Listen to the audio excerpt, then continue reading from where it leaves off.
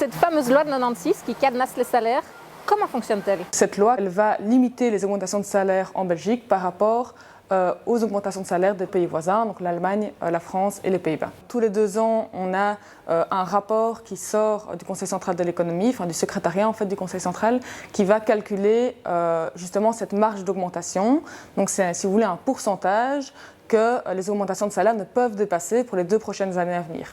En 2021, il y a un chiffre qui est sorti, c'est 0,4%, et ça veut dire que pour 2021 et 2022, nos salaires, collectivement, ne peuvent pas augmenter de plus de 0,4%.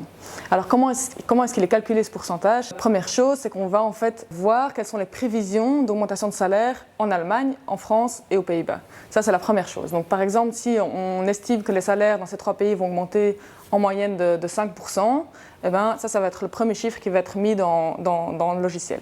Ensuite de ce chiffre-là, on va soustraire l'indexation automatique des salaires. Donc si on a 5% d'augmentation dans les pays voisins et on va dire une prévision de 3% d'indexation, ça veut dire qu'il nous reste 2%, 5 moins 3, pour augmenter nos salaires. Depuis la révision de la loi sous le gouvernement Michel, c'est que de ces 2%, on va encore soustraire un terme de correction et une marge de sécurité qui vont encore en fait diminuer le pourcentage possible des augmentations de salaire.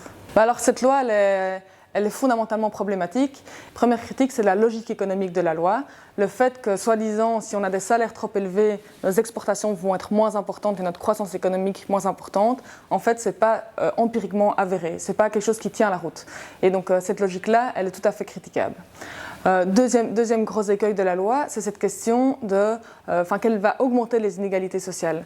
Donc, cette loi, comme elle empêche nos salaires d'augmenter au moins aussi rapidement que la croissance économique, si vous voulez, elle a pour conséquence que la part du gâteau qui va aux travailleurs ne cesse de diminuer et la part du gâteau du coup, qui va aux actionnaires ne cesse d'augmenter. Et donc elle crée des inégalités sociales, aussi entre travailleurs, entre ceux qui ont le pouvoir de négocier individuellement leur salaire et donc en fait de dépasser la marge, et ceux qui sont obligés d'attendre ce qui est négocié collectivement et qui eux doivent respecter la marge. Et puis troisième chose, c'est le logiciel qui est truqué, donc la manière de calculer le pourcentage de marge, il est injuste. Parce qu'il ne prend pas en compte une série de choses, notamment les subventions, qu'on appelle les subventions salariales. Donc c'est des subventions que les employeurs reçoivent de l'État pour créer de l'emploi. Et les employeurs sont en Belgique massivement subventionnés par l'État, beaucoup plus que dans les pays voisins. Et ça, on fait comme si ça n'existait pas dans le logiciel. On ne prend pas en compte la productivité.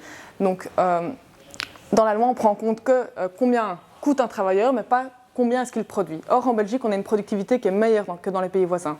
Et ça, on fait aussi comme si ça n'existait pas. Et donc, ça diminue encore le pourcentage d'augmentation de salaire possible.